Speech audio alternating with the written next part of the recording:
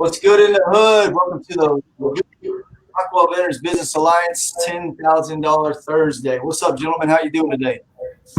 Killing it. Killing it. We're killing it. Every week, as you know, you got my boy Doc Rannigan, top right. You got our boy Honorable Casey Ashmore, bottom right. And you got our new guest appearance star of the week, Mr. Chris Massenberg. Sorry. That's all right. I'm losing my damn Nice mind. to be with you guys. So first off, we want to say we're going to, kick this thing off tonight by just simply saying thank you very much to everyone who has participated, who continues to participate. Doc has a floor full of coats over there for our annual service project with the Lone Star Casa coat drive. Big shout out to Ruben and his crew over at Charlie over at Hemisphere for hosting. It was a great turnout. The day was awesome. We did s'mores. We did root beer floats. The kids were out. It was truly a family affair. So I'll let Doc and Casey spend a couple minutes. But from me to you, to the community, from Jeff Skinner, thank you very much for everybody who participated. We appreciate it. Absolutely. I think we had an outstanding turnout. I don't remember the exact amount of coats, but I think it's somewhere around 150, give or take. No. Double that, doggy. Oh, 300 coats? 300 plus articles of clothing. That's and somewhere between $750 and $1,000 in donations with gift cards. So if you equate that, let's just call it $20 a coat, $6,000 in coats and almost $1,000 in gift cards. My friends, I would say that's a success. So thank you. Yeah. That's huge. Hey, thank you. Thank you, Rockwell Veterans Business Alliance, Patriot business owners, and veteran business owners who supported this, and the members of the American Legion, Terry Fisher, American Legion Post 117, that supported this, and just the people in the community, right? I mean, Frank McLeod, Minuteman Press, Yep. Hemisphere Brewing, man. I mean, Ruben and your team, Christy Lynn, thank you. I mean, you guys came out. You let us put on a great event at your place. Your place is a great place for events. We did s'mores. I don't know how many s'mores I made, but it was a lot. I know I ate about 10 of them. And then we made root beer floats, right? Doc went over to Costco and got us the big Costco fill-up. And I think we had 6 things of root beer, 2 liters of root beer. Would you leave with 1? Yeah, it was good. If we were selling root beer floats and I think we would have made more money than they were selling beer. I'm telling you, man. But overall, the community came out. And, every time we do an event from the Rockwell Veterans Business Alliance perspective, we get complete buy-in from the community. We get complete buy-in from the place that hosts it. And I tell you what, man, to raise $6,000 to $7,000 worth of coats and gift cards that go directly to, for you folks out there that are tripping on this, they go to Rockwell County kids. So for people who think it doesn't stay in the county, it goes to our children here. So just want to say thank you again. As far as what's coming up next, I just want to say real quick before we get started, keep a lookout. We're going to be planning our annual end of year kind of Christmas party. We'll keep you posted on that. Casey, kick us off, brother. Hey, thank you guys. We are for a lot of people, this is the last week of the month. It's the last work day of the month because tomorrow a lot of people are already, they're out, right? So, we started this quarter with, crushing quarter 4 goals. And Thanksgiving is obviously the natural time for reflection. It is the truly only American holiday, right? It's a holiday that was started in New England in the colonial times, and it involved the very devout pilgrims who were befriended by the Native Americans in the Cape Cod area. And were it not for this time of blessing and thanks, this coming together, would their colony have even made it through the winter? I don't know if you've ever been to New England in the winter, but they call it wicked cold for a reason, y'all. And there's a reason why I live in Texas. because you don't have to shovel heat. I don't care if it's 118. You don't need snow blowers, snow boots, snow shovels, ice scrapers, chisels, chainsaws, all the other gear, engine block warmers. You don't need any of that to deal with 118. You need water, maybe some antifreeze. That's it. Air conditioning, Ben Northcutt, shout out. So we're going to be talking about what we can take away, what business takeaways we might have from the lessons of the Pilgrims and the Native Americans in that year, that first Thanksgiving. We've also got a special guest tonight, my friend Chris Massenberg, and I'm going to let him introduce himself here in a second. But Chris is a local guy. He's a Rockwall Veterans Business Alliance prospect. Probably going to be a member by the end of the show, but we'll see. Chris, hit me up. I got my credit card standing by, and we already talked about those price points, but I'm not gonna put that kind of pressure on you to close the deal right now. But anyway, Chris is a really great friend. Love this guy. Love what he does. Believe in him. I do business with him, but that's not, that's just because of the connection that we made together. But we brought him on here because, one of the things we like to share is not just what the RVBA is doing in the community. And yes, we're thankful for the privilege to support CASA. We're thankful that Judge John Roach has given us the privilege to be mentors and leaders in the North Texas Veterans Court. And that he spoke last week. Sorry, I got a Great Dane melting down in the background, so there might be a blooper when she hits the green screen behind me because she's about to need to go chew on something. There's probably a leaf outdoors that's setting her off. But more importantly, we want to spread knowledge and elevate our what the Alliance can do for you. And we can't just do that if you see these three ugly mugs every week, right? So we're going to bring you some absolute critical knowledge that you got to have if you're going to be looking. If you're looking around the corner, it's 2021, y'all. I mean, there's one day left in the month for most people, right? And then by my calculations, there are exactly, minus some hunting trips, 16 days into 16 work days left in the year. Okay, let me jump in real quick right here. If you only have 16 work days in the left, you're not hustling. I'm going to put it to you right there. There's a whole bunch of time left to put in some work, bust your ass, and really crush quarter four. Chris, let me give you the floor for just a couple seconds right here. Tell us who you are, where you're from, and a little bit about yourself, brother. Yeah, sure. Appreciate it. Chris Massenberg. I was born and raised in Rowlett, just on the other side of the lake there. I've spent 10 years in the finance industry, started with the bank, Chase Bank, actually, back in the day. So started actually just opening up checking accounts, working in sales, worked my way up to small business accounts, into the private client division, working with higher end net worth folks, transitioned that over to the financial advising world. Spent some time here in Rockwall locally working for another outfit, and then decided to go out as an independent advisor on my own in the last year and a half, 2 years with a couple other business partners. So we've been just steadily, constantly increasing our business and our influence in the area, and just really we're all independent advisors, and a term you might hear occasionally of fiduciaries, which is just a fancy way of saying that we got to do what's in your best interest as a client, not our own. So we try to really focus on that. It's something that we're licensed to be fiduciaries, so we always act in our client's best interest. Casey, probably familiar with that term. Being an attorney, you have that same obligation. It's something you take very serious, but I get a lot of satisfaction out of what I do. I met with a client, not to get too far down the road, but just last week or two, and they had no idea how they were going to retire. And by the time we got done with that meeting, it was all laid out and the plan was in place. And now it's a matter of acting on that plan. We've all heard the saying, knowledge is power, but I'd much rather have execution. If you ask me, execution is king. So laying that plan out, and also having them say, I was losing sleep over this at night. This kept me up at night. That's I heard it in one of your former podcasts that you guys did. Heard Casey say that's that little paycheck to your heart. Man, that's exactly what that felt like, and so that's why I do what I do.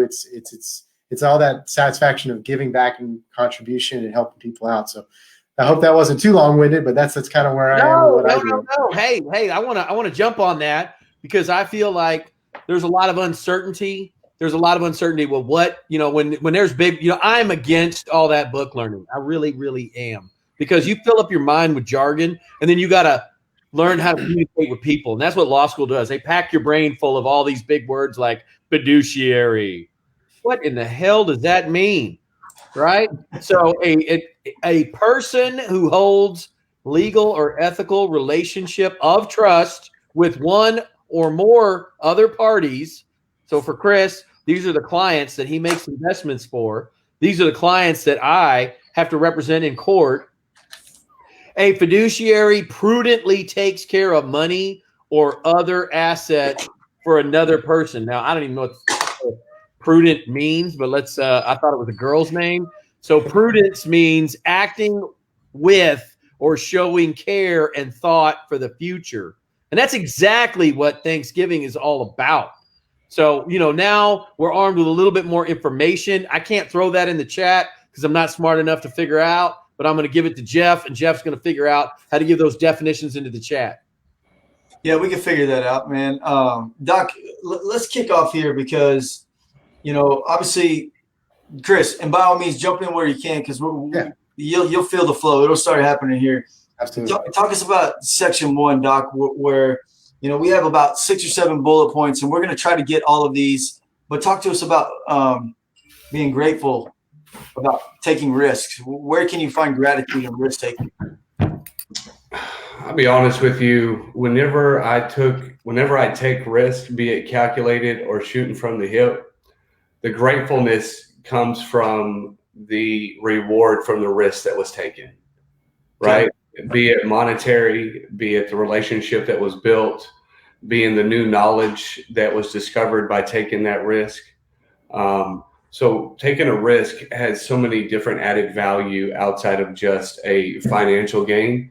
So we can look at all components of what happens when you really take a risk and you achieve the desired result that for the reason for taking that initial risk in the first place. Yeah, I like that because gratitude really is going to play a major role in it.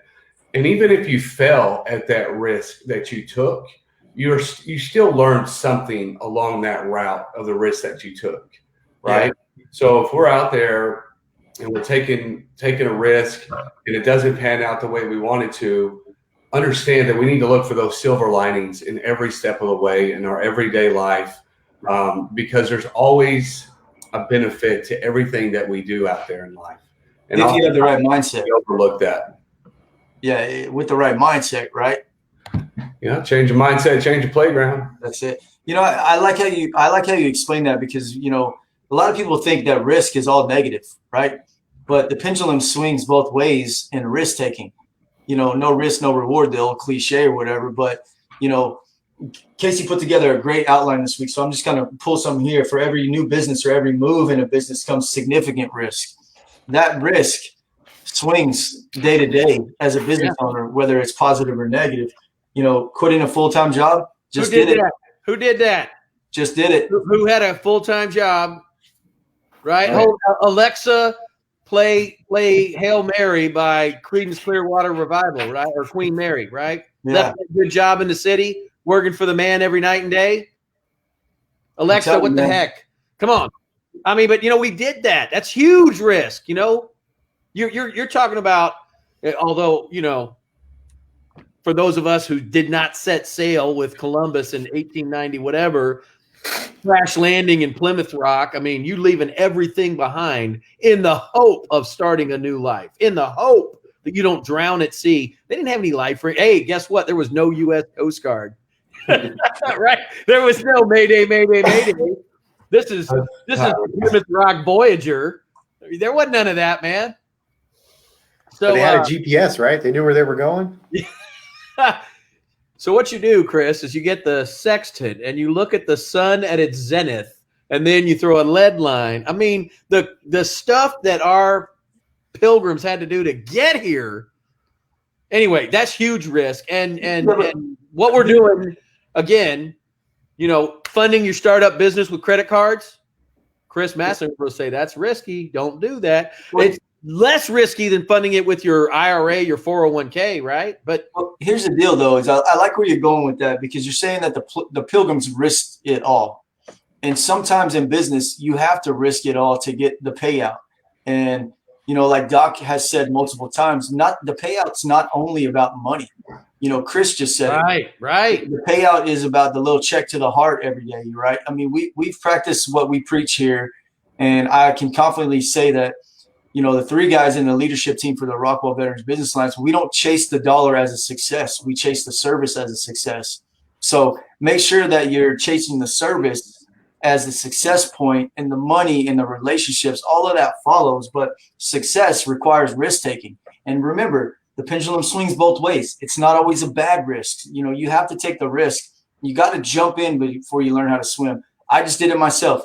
We're at the year mark in about, 10 days, where I took the most craziest risk ever.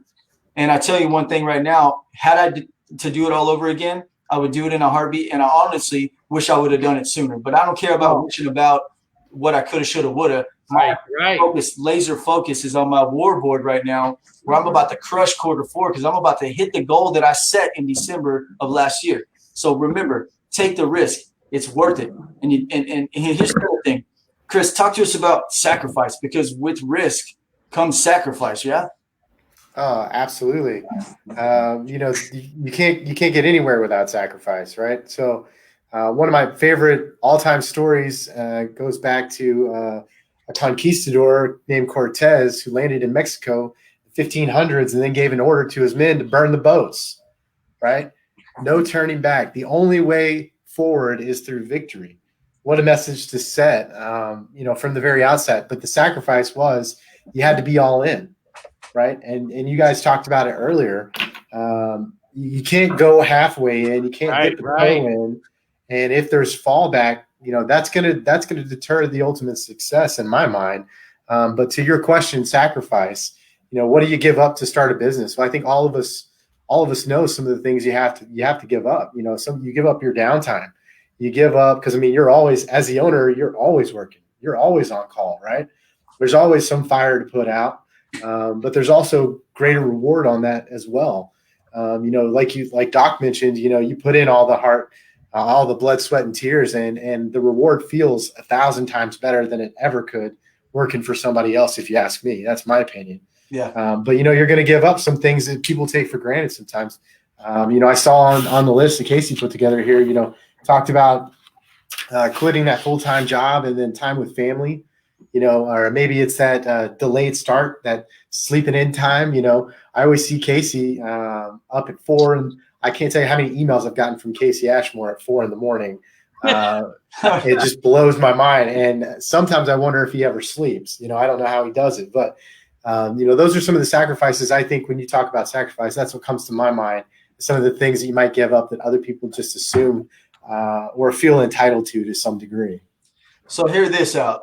All great and honorable actions are accompanied with great difficulties, and both must be enterprised and overcome with answerable courage. Where did you find that quote, Casey? That quote, sorry, I got a little freeze going on. I'm going to have to talk to my IT guy. His name rhymes with Jeff Skinner.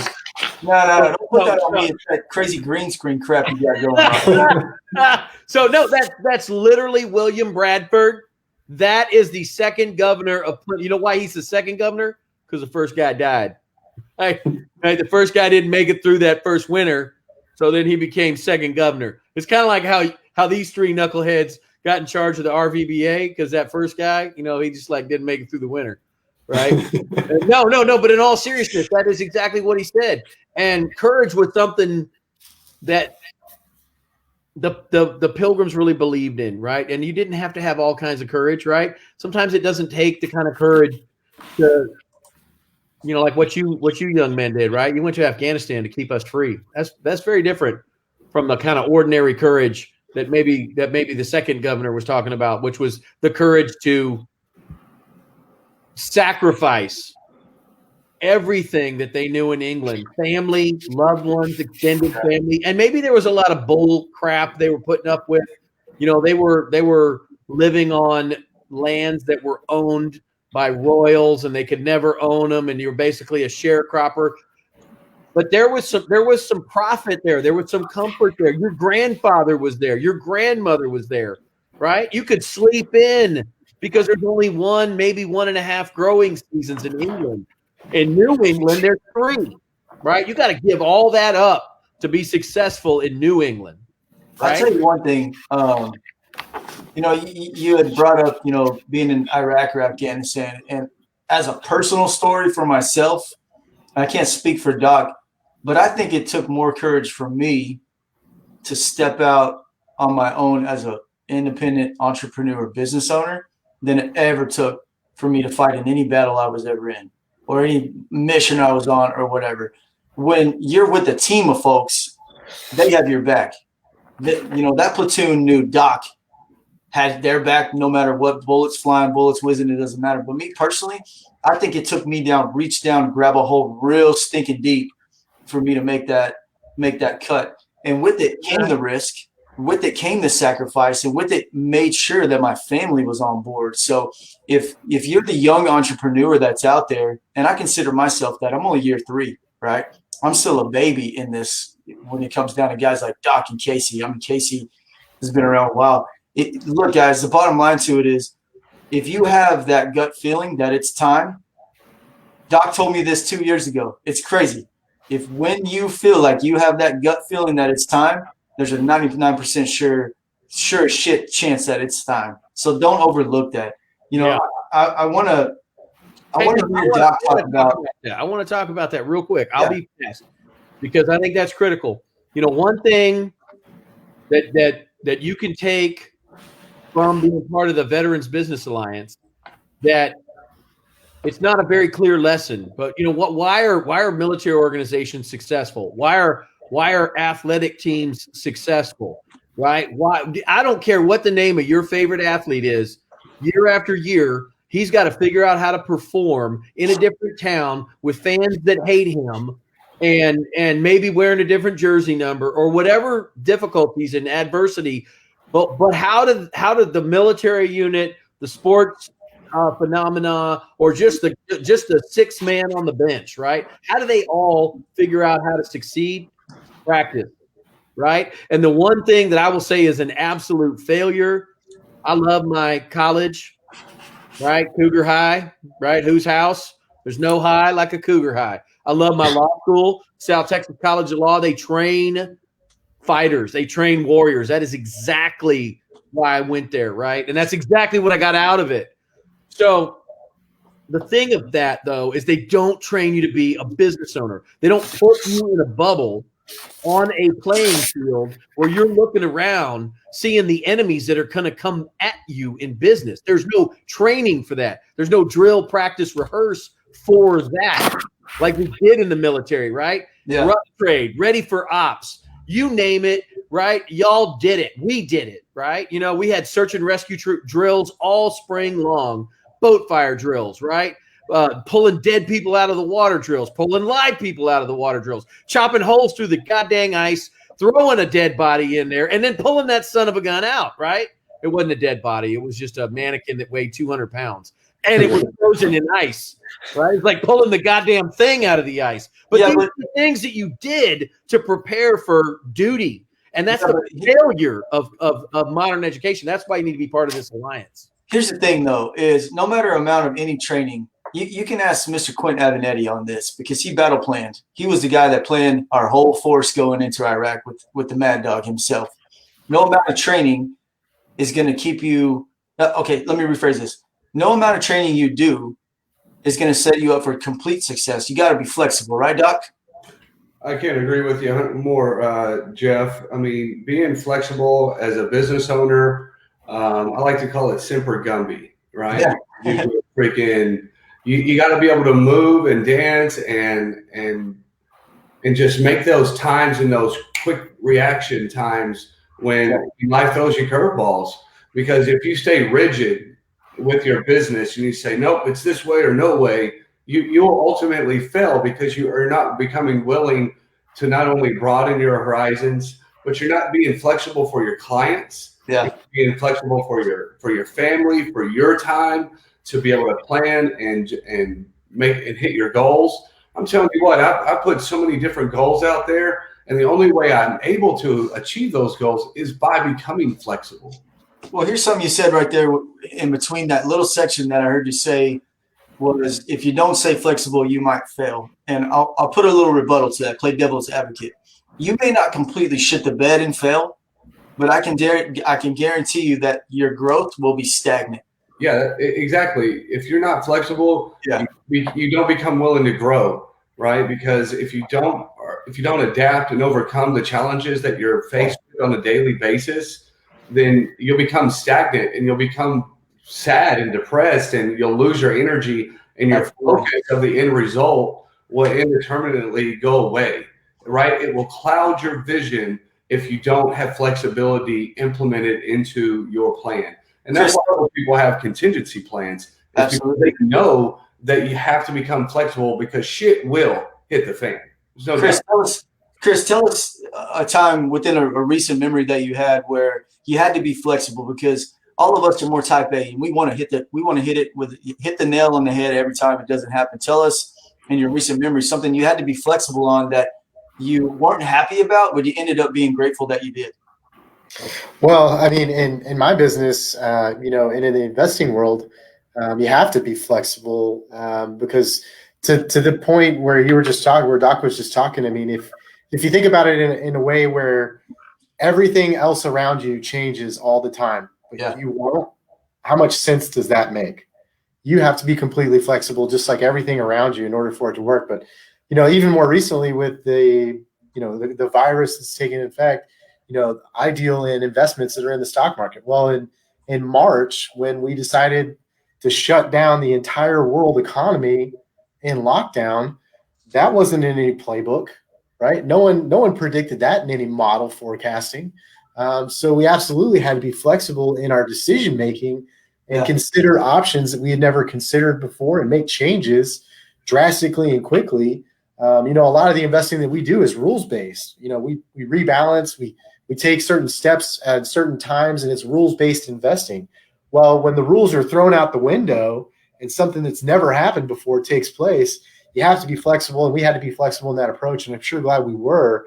We made a lot of changes for our clients back during the pandemic and avoided a lot of things that could have gone really bad, and then got back in at the right times for the right folks. And I'm really glad that we made that change. But the biggest part for my business at that time was communication as well. Yeah. It wasn't just that, hey, things hit, shit hit the fan and we have to make all these changes and be flexible. But we were also really good, in my mind, about communicating that change to our clients. Here's what's taking place. Here's why we're doing it. And here's what we're going to do going forward. And so that flexibility and communication was total key. See, I love what you're putting in there, Casey, because I think you're following this right now. We're talking about being flexible down here in our list of topics tonight. But you also mentioned that you took some risks. You also mentioned that you took some sacrifice. You also mentioned that you're setting goals. So how this word flow is taking place, being flexible is all of the above, guys. You know what I'm saying? So being flexible means you're taking one on the chin and you're keeping rocking and rolling. That could be a risk. That could be a sacrifice. But the bottom line to it is we do this for our clients. We may not always walk away happy, but at the end of the day, we're doing all of these things so our brand is 100% credible, without question. True? Right. The only thing I could say is the only thing I will not become flexible on is our core values. Oh, without question. Oh, yeah. There's a total difference. So I just want to make that clear to all of our viewers out there.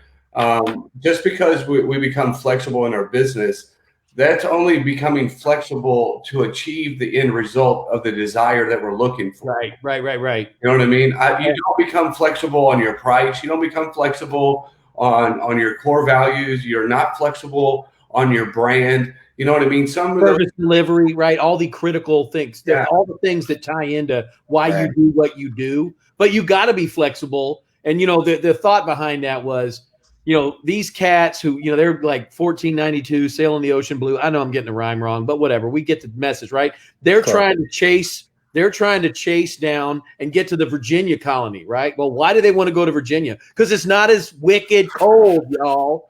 Wicked cold as Cape Cod. Have anybody been to Cape Cod besides me?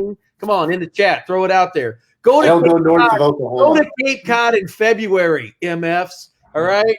Before they had all the neoprene wool jazz we got right now, you're wearing like deerskin in Cape Cod in February, right? The best way to stay warm is to have a fire or do jumping jacks. You see what I'm saying? It's cold. They wanted to be in Virginia. They ended up in Cape Cod. That's not where they wanted to be. They had to redefine. They had to be flexible, but they didn't change their core values. They got there, right? And their goals didn't change, right? Their mission didn't change. We got to figure this out. We're in the wrong spot. We don't have any friends. Everybody who's in Virginia is maybe they're dead. They don't even know that. Like there's no Pony Express. There's no telegraph. There's no text message, right? Hey, Chris, I landed in Plymouth Rock, dog. Sorry, man. I won't be part of your fantasy football league this year. None of that is happening, okay? But they didn't change their mission. They had to be flexible, but they didn't change their core values. Doc, I'm so pumped that you added that because oftentimes things can get misconstrued on our delivery. Maybe people they get it a different way. You're absolutely 100%. There are core values and things in your business you can absolutely not be flexible on. You have to steadfast on. And you could sum it up with your core values, because within your core values, it should cover all of that. It should cover everything you feel like you need to be doing in your business, and make an acronym for it. I'm speaking to my mentor about core values right now, and I always use the BOAT acronym, and I came up with core values that, use those letters, but absolutely 100%. So when they landed on Plymouth Rock, they got there and they said, what's next? They found partnership alliances. And this is a topic that I want to spend a little bit on, and I want to have each one of us tell each other, everybody listening here, what the alliance has done, wherever you found that, if that's been in the RVBA or if that's been in another one. But they landed on Plymouth Rock and they knew they needed help. We always tell each other here, we're always here for you as the RVBA. You ever need anything, if you're a member, even if you're not a member, and we can help you be successful, that's our mission, that's our goal. So let's talk a little bit about forming alliances and how that can bring success and how that can bring gratitude as a business owner. Chris, go ahead and kick in with that, because you're obviously we're looking forward to you becoming an RVBA member. But what other alliances are you a part of right now that have helped you be successful? Yeah, so I'm absolutely looking forward to becoming a member with you guys. I've just only a little bit been exposed here recently to the RVBA through Casey. But, part of the alliance that in my business, I work with CPAs and attorneys like Casey and estate planning attorneys. And really, it's about me adding value for them before they can add value to me. That's the way I look at it. Now, it doesn't always work that way. Sometimes they bring value first, but I always feel like I have to add more value to any alliance before I can expect to reciprocate anything back. And it's not out of expectation either that I want something back. A lot of times it's a matter of, like you said, you land on Plymouth Rock. What next? I don't know anybody here. How do I get going? Well, if I can add value for somebody else, even if I don't get anything back, I'm not alone on that island. Mm-hmm. I'm moving forward and I'm helping somebody else move forward. So just by that nature, I know that it's going to come back to me at some point, but that's, again, not why I do it. I don't do it to get something back. I do it to add value for them and to pay that little paycheck to the heart like we were talking about. Well, dude, we always say, man, I find the more you give, the more you get, right, Doc? Absolutely. But in regards to an alliance, I've had an alliance for as long as I can remember, from when I was a child with both my three brothers, when I joined the service with my shipmates and fellow Marines. Right now I have a family alliance with my wife and children. But I can't stress how important it is to have, to surround yourself with like-minded people with the same intentions that you want to have to create an alliance. We had to go out and create an alliance because we weren't getting it where we thought we could. Yeah. And sometimes that's what it takes. We got to take the risk and the sacrifices that we do every Thursday being a part of this RVBA. We were like, you know what? There's just something missing in Rockwall. And that is, where can like-minded individuals, patriots and veterans alike, come together, brainstorm on some shit, and grow and propel all businesses to the next level.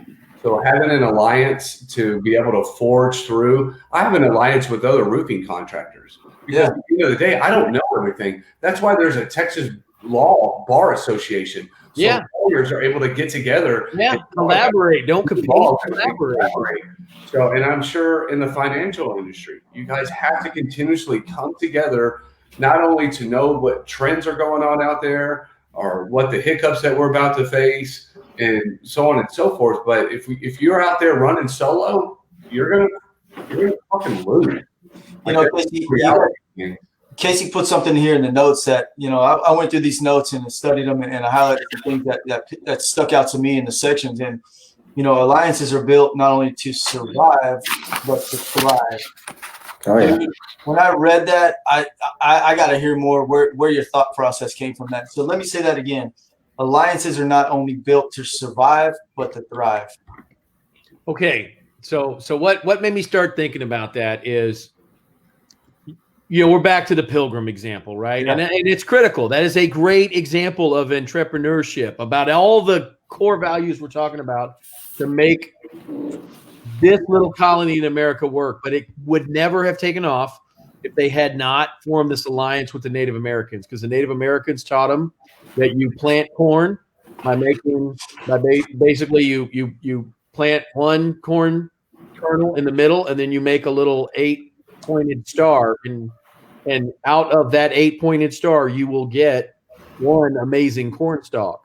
And that is how you planted corn back in the day, by hand, right? We're not talking about what they do up in Ohio right now, right? Where if the corn is not knee high by the 4th of July, you didn't get enough rain, you're going to have problems. It's all industrial. We're talking about, you didn't have any iron tools. You had your mitts, right? You had your booger hooks, as Aaron Withrow likes to call it. Those were your farming implements, right? So you form these alliances to help you thrive, right? You know, because your law school, your business degree, your this degree, your school of hard knocks degree did not give you any clue as to, man, what do I do about payroll? What do I do about saving for the future? What do I do with, you know, now I've really rounded a corner and I've hit a milestone. I've checked off a box in one of my goals. I have hit a financial milestone. What do I do with it? Right? I'm just going to sew it up in a mattress or put it in a pickle jar out in the backyard. Literally, guys, I've seen the pickle jar. I mean, that came up in a case, man. There's a pickle jar full of money buried in the backyard. It did no good to that old man. Never grew a cent. Right? Never had his dollars. Mike said something the other day about, I can't say it right, but it's about sleeping soundly and your money's doing something, blah, blah, blah. It's called Swiss money. Yeah. That thing. I sleep soundly. Yeah, that thing. You and Kevin Fowler like to talk about it. But Chris Massenberg, right? Chris Massenberg will educate you, right? It will help you thrive.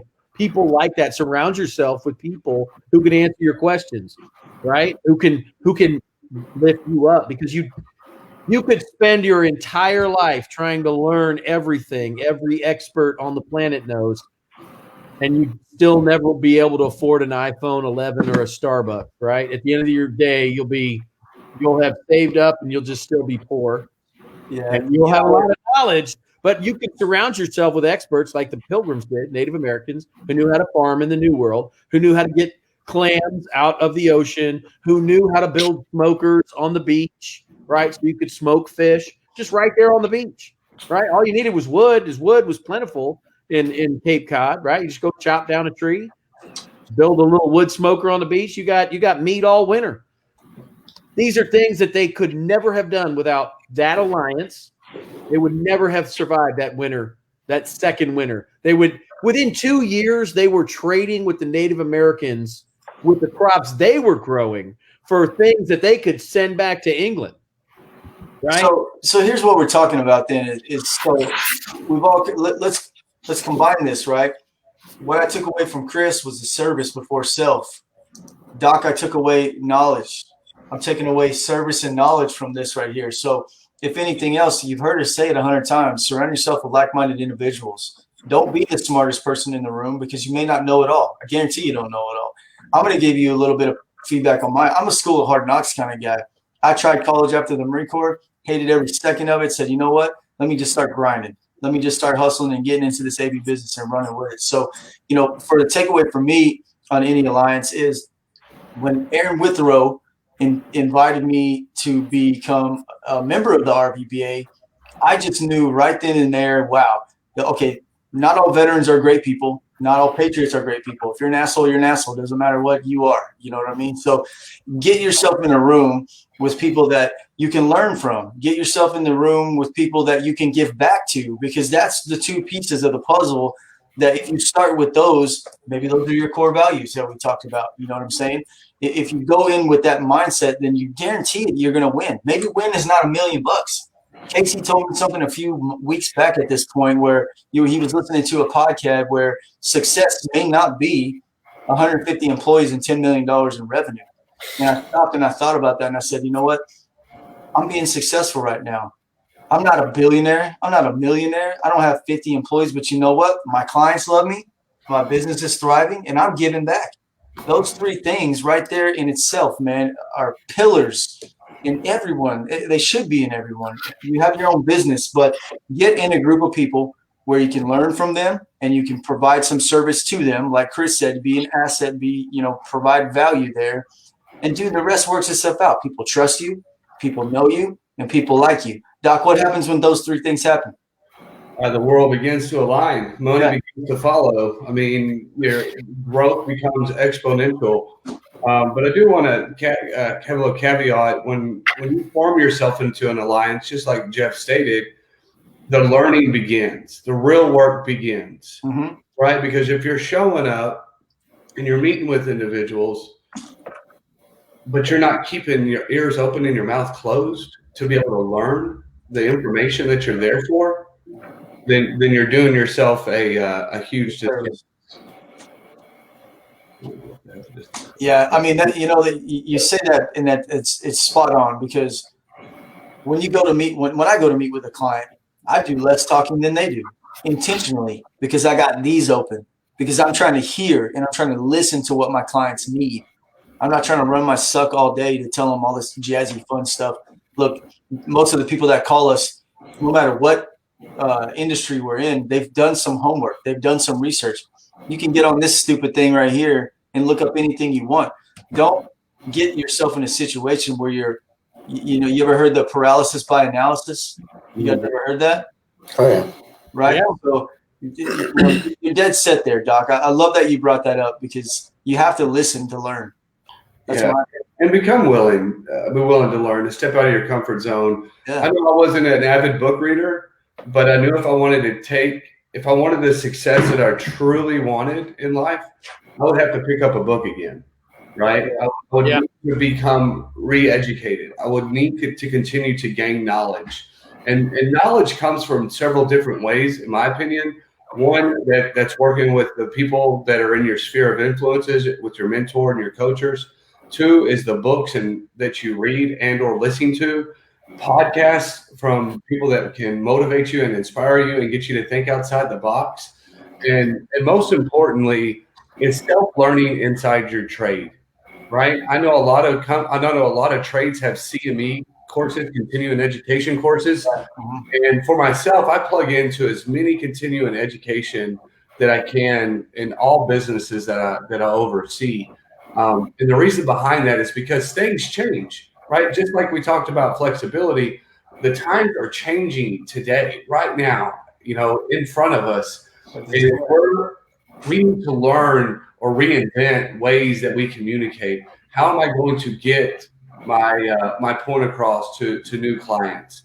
Secondly, if I'm in this trade industry and new codes come out, I need to make sure that I know that.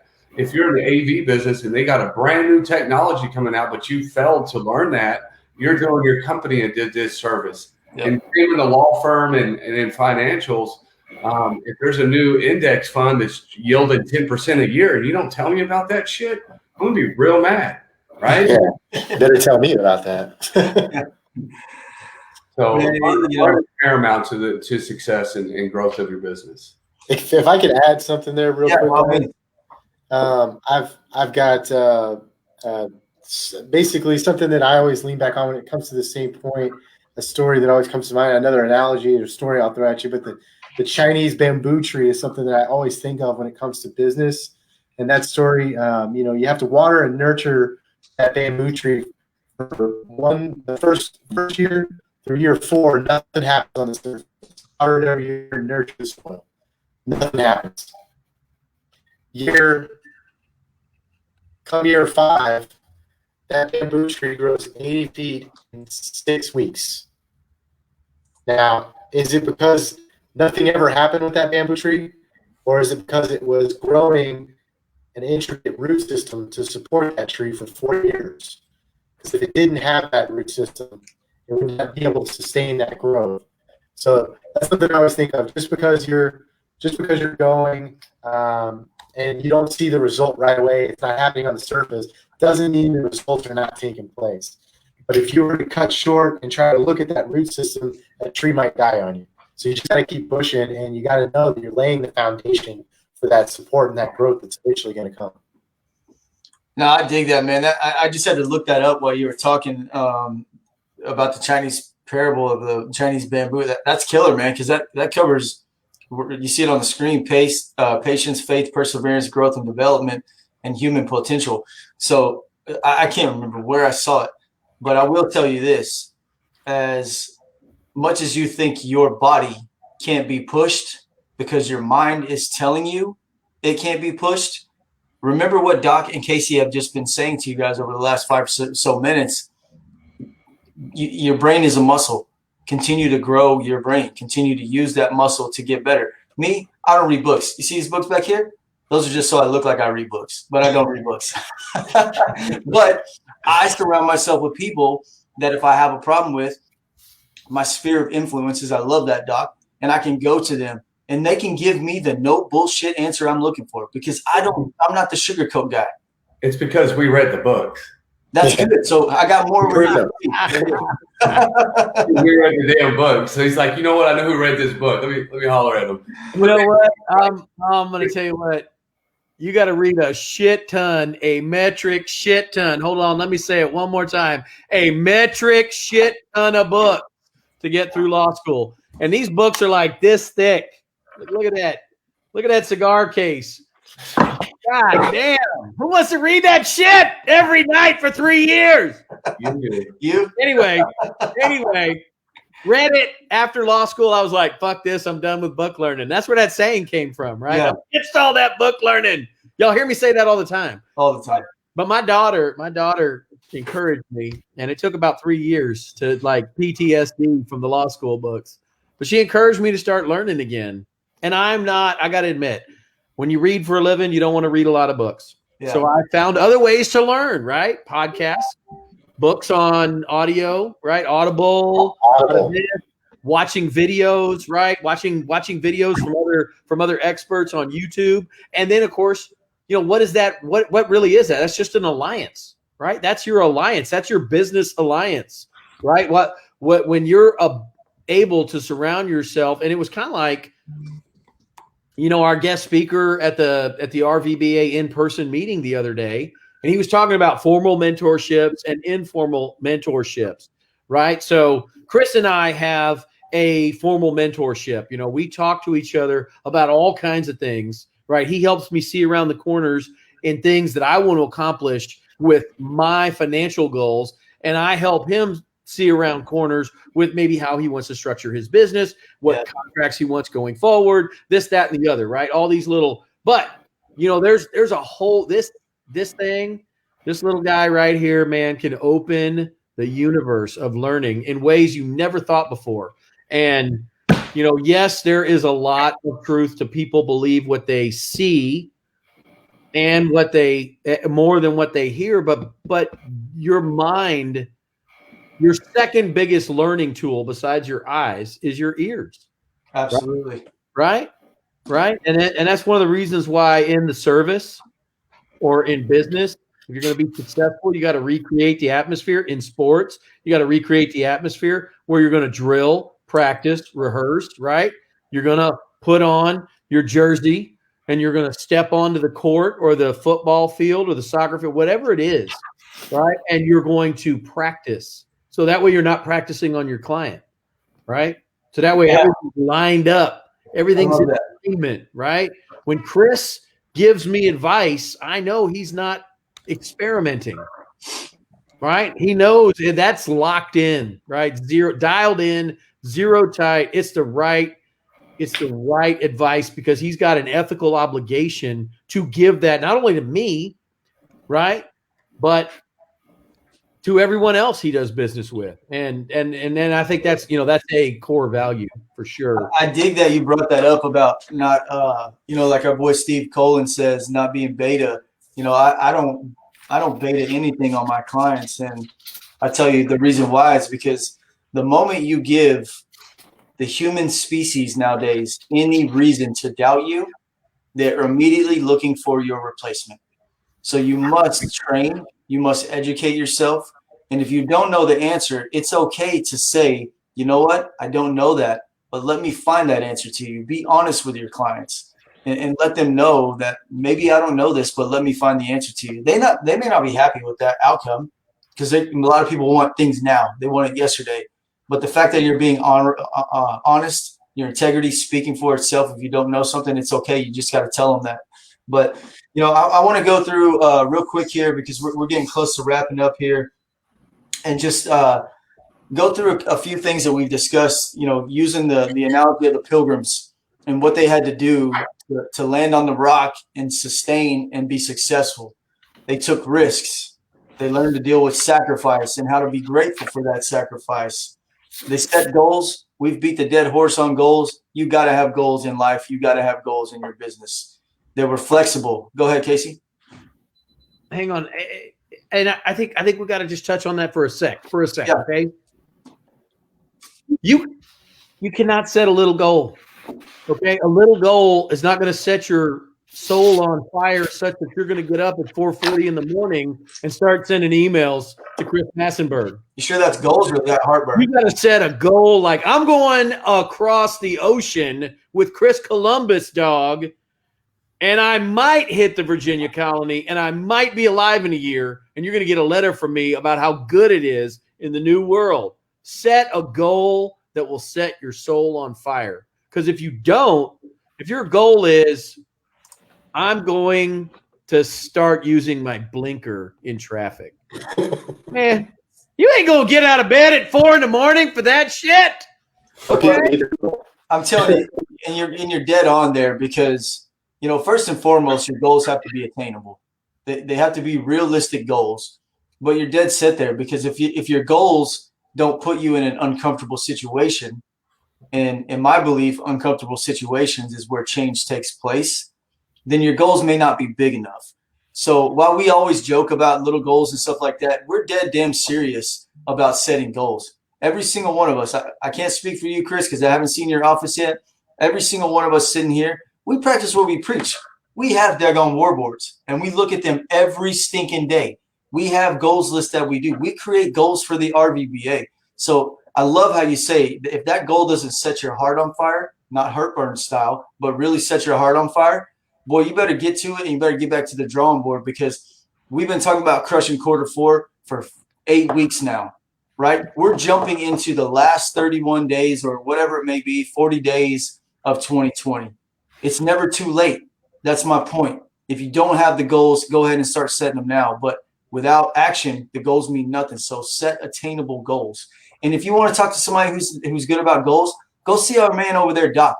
That dude has – I'm telling you, man, crushing goals. He sets them, he crushes them. Is it easy, Doc? I don't think so.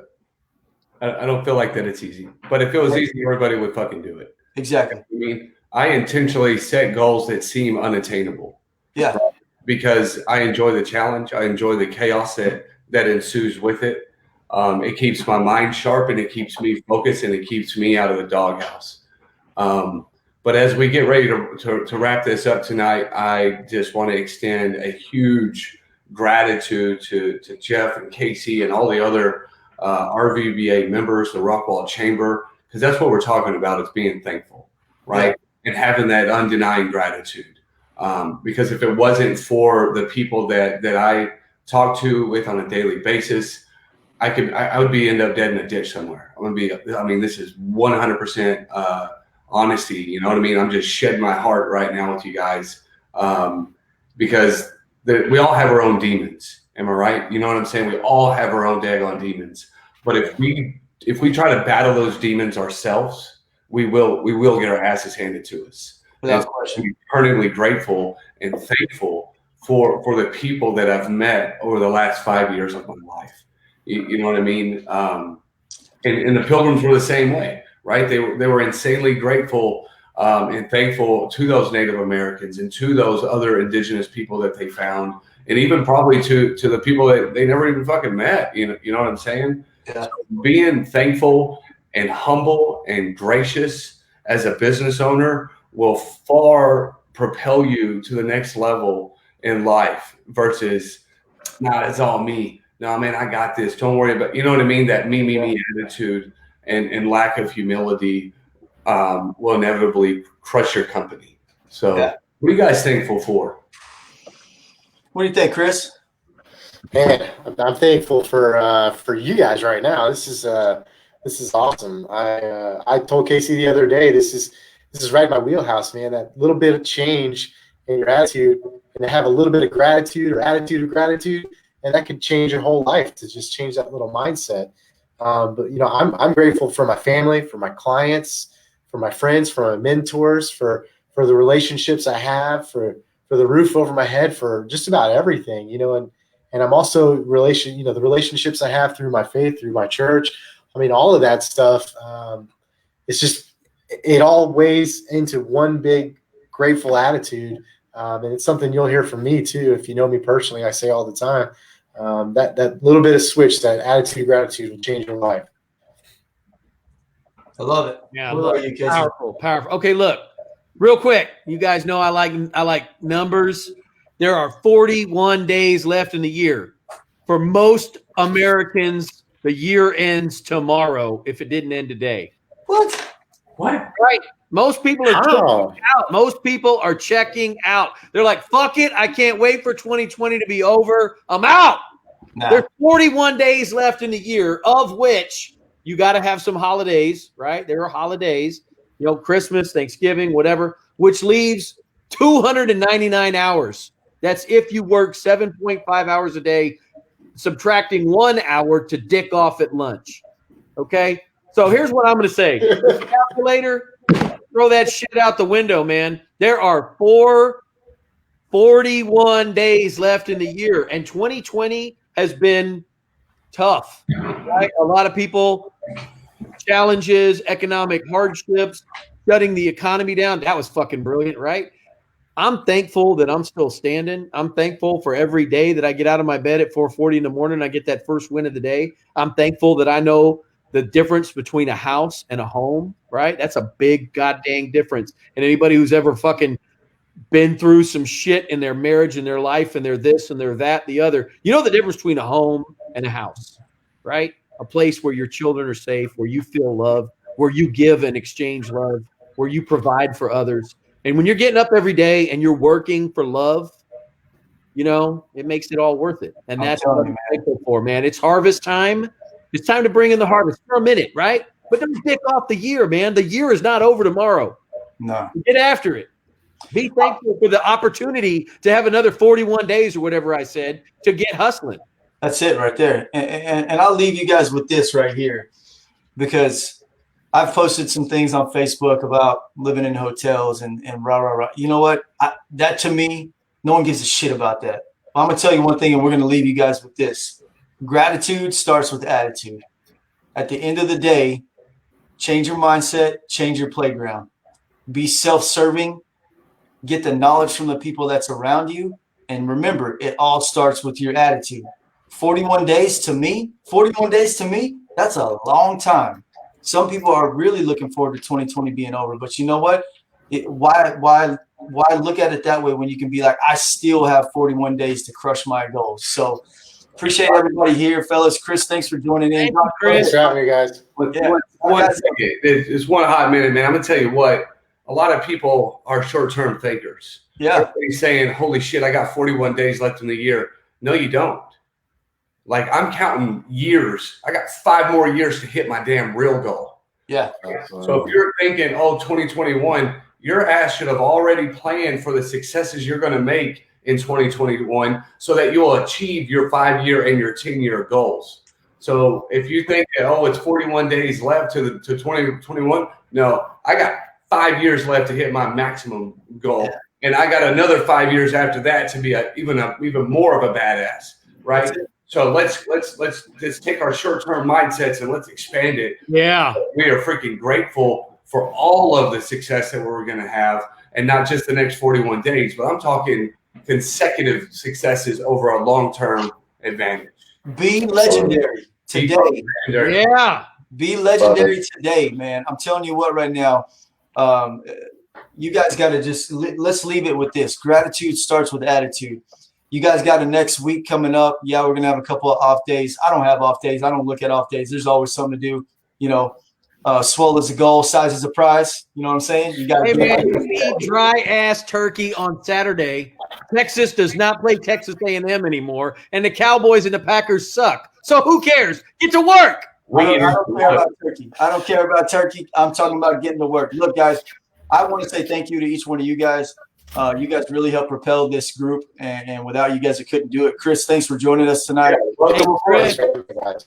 You know, the Rockwell Appreciate Veterans Business Alliance is Patriot and veteran supported. If you're a veteran out there, and we just had one over here, Mr. Dustin Alley, brother, thanks for the message. We're going to reach out to you. We're going to see how we can get you involved. I know a lot of great Patriot businesses out there, a lot of good people out there. Get yourself in a circle where you can learn something and where you can give back. And remember, gratitude starts with attitude. And tomorrow's $25,000 Friday. Get out and get some, boys. Yes, Peace. sir.